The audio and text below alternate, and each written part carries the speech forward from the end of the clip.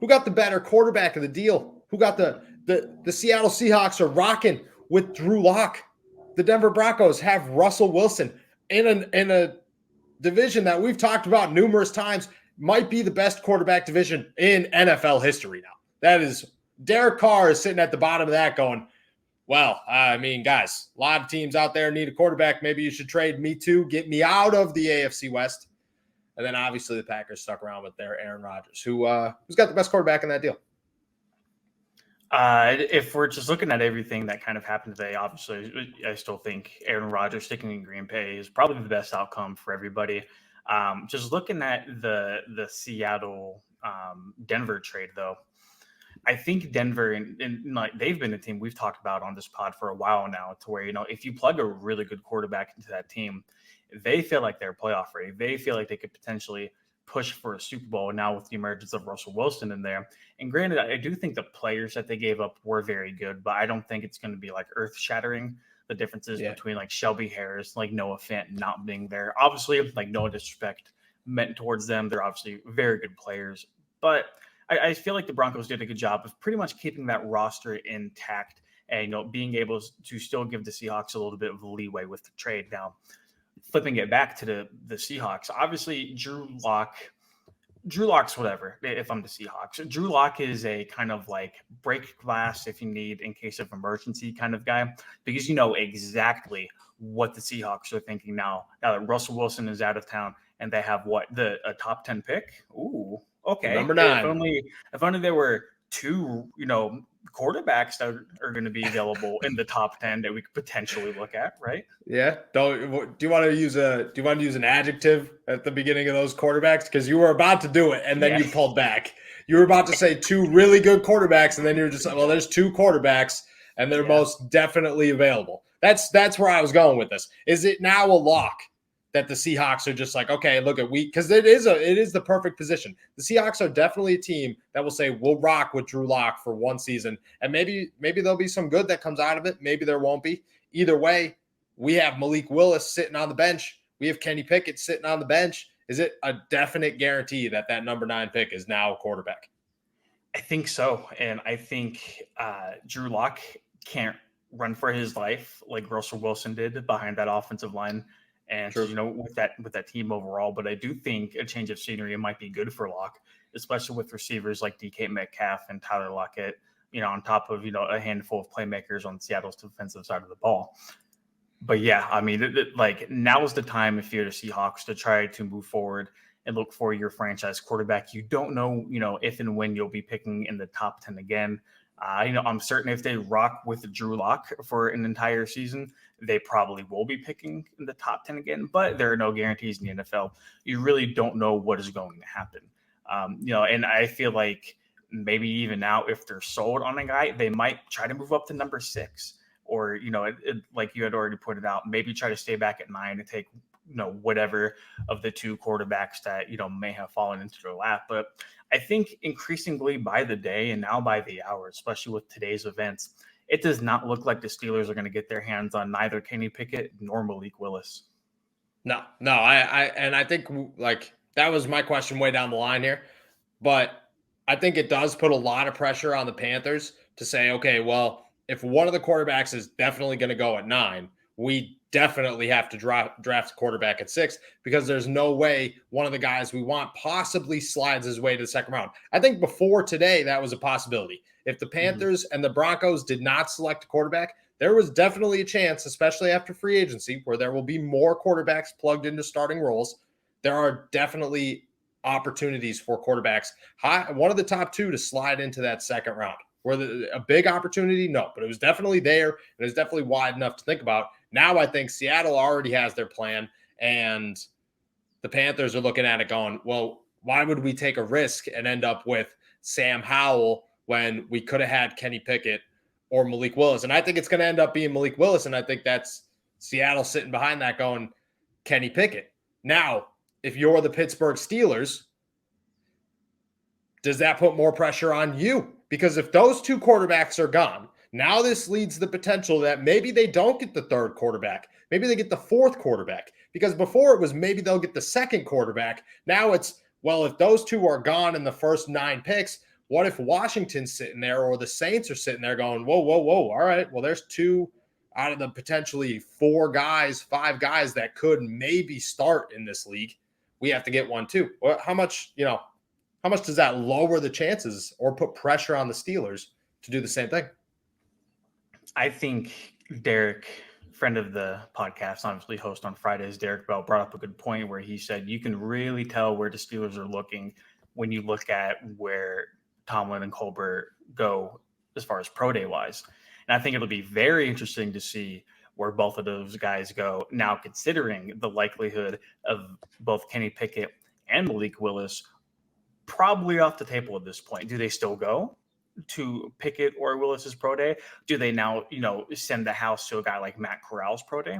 Do they start looking at guys like Sam Howell, maybe, a couple of the other quarterbacks that'll probably be available within that range? And so now the Steelers have basically been forced to pivot and kind of reassess and reevaluate what they're going to do moving forward. Does this put pressure on them to now, intensify their look into the free agency market for a quarterback, like a guy like Trubisky or Winston or Mariota, whoever it might be? If you are not going to get one of the top end quarterback, that are talented coming out of this draft, you have to get somebody to compete with Mason, right? I mean, Gotta get somebody.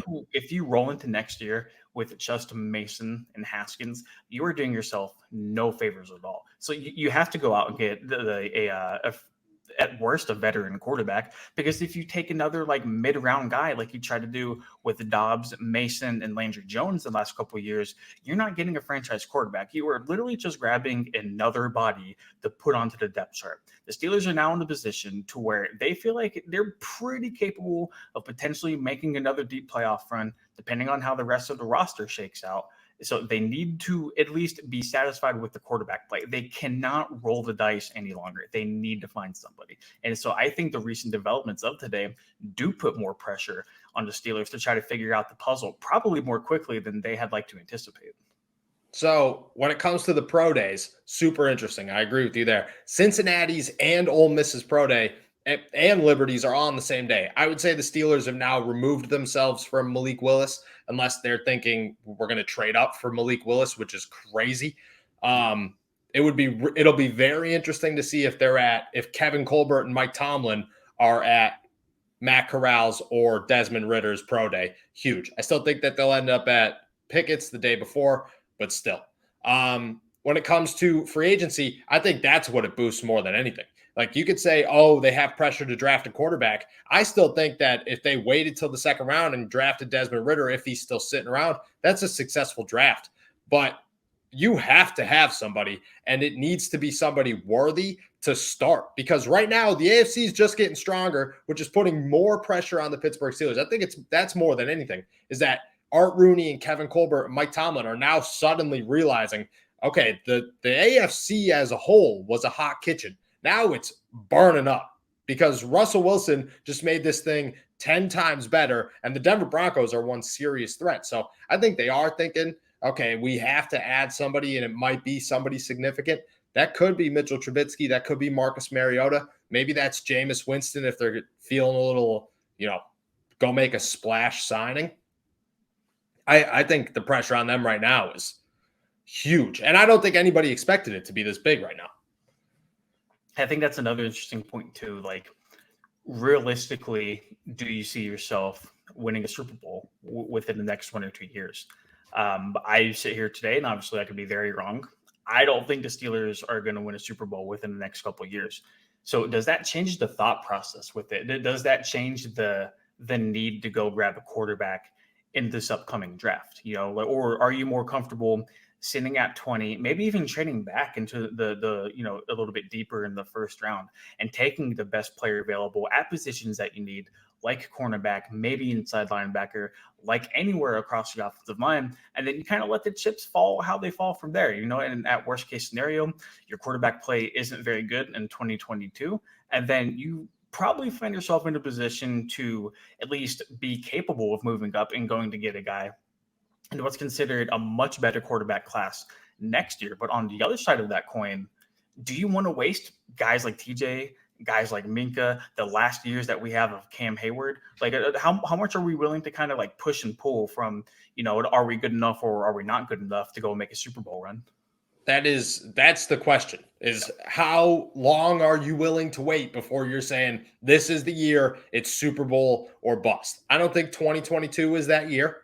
I think no matter what, they're all looking at it going, well, we got a bunch of holes. I think 2023 could be that year. And I think that they're thinking that way. I think that right now they're saying, okay, maybe we don't need to have our franchise guy this year, but our franchise guy has to be on the roster and he has to be pushing to be a franchise guy. It can't be we're going to sit around with a really bad group of quarterbacks and hope next year we land an Aaron Rodgers type situation for cheap, because that's not going to happen. And I get that the cap space is going to keep going up. And until you have a quarterback contract on your roster, you can pretty much make anything work.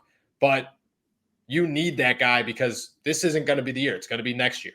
That being said, I don't know what that guy is. I keep going back to Desmond Ridder. I think Desmond Ridder is a perfect fit for the potential of that guy. I think he's super athletic. He has as much leadership as anyone in this draft class. You're probably not going to have to move to go get him, especially if Sam Howell has a good pro day and teams are hot on him. I think that he's a guy that could be sitting there at 52. And in my opinion, that's the move right now, is Desmond Ridder. I know that I might be alone on that. No, Ritter should definitely be in play. I'm not sure how much the needle has moved on guys like Derek Carr or even Deshaun Watson, where I don't know if you saw the report today, but apparently on Friday, he's supposed to have hopefully some more clarity in terms of his legal situation going on with all of that. So hopefully by this weekend, we have a more clear idea of whether or not Watson will be able to play moving forward. Bunch of options right now, but no, I can't lie, bro. I feel like they're kind of falling quickly, and the Steelers are just on the sideline, kind of hoping and praying that something's going to pop up for them. So I don't know what the plan is for them. And I agree with you. I think probably right now Desmond Ridder might be the best bang for their buck at the moment.